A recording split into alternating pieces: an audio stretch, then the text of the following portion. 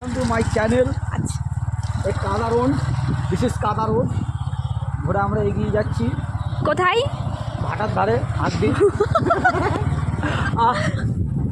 কি করছে গাইস এই রাস্তা দিয়ে আমরা চাঁদ দেখতে পাবো। আমরা আকাশের প্রায় মিডিল পজিশন দিয়ে যাচ্ছি।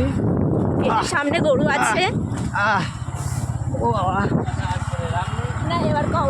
তো হ্যালো গাইস, আমরা এই প্রায় চলে এসেছি।